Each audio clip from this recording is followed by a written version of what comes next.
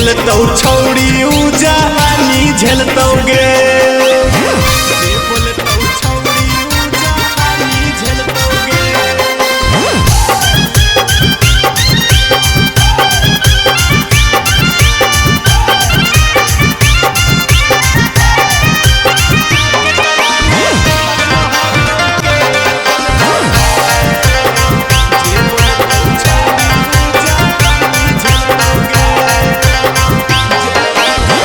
जेलवे के अंदर से ऊ बोखर छोड़ैला कौ इंटरव्यू में छौड़ी साचे बोला कौ।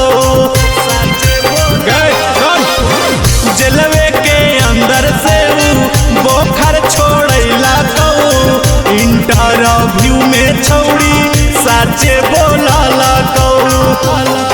आगे गोली पीसतौल नहीं बम चलतौगे। केकरा में दम हतौ के बोलतौगे। जे बोलतौ छौड़ी ऊ जवानी झेलतौगे। हाँ केकरा में दम हतौ के बोलतौगे। जे बोलतौ छौड़ी ऊ जवानी झेलतौगे। जे बोलतौ छौड़ी ऊ जवानी झेलतौगे।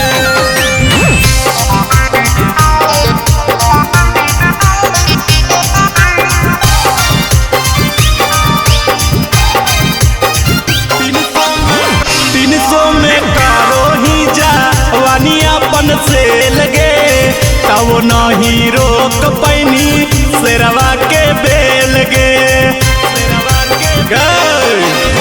300 में करो ही जवानी अपन से लगे तब नहीं रोक पैनी रौशन के बेल गे। अगे गोली पीसतौल नहीं बम चलतौगे। केकरा में दम हतौ के बोलतौगे। जे बोलतौ छौड़ी ऊ जवानी झेलतौगे। हाँ केकरा में दम हतौ के बोलतौगे।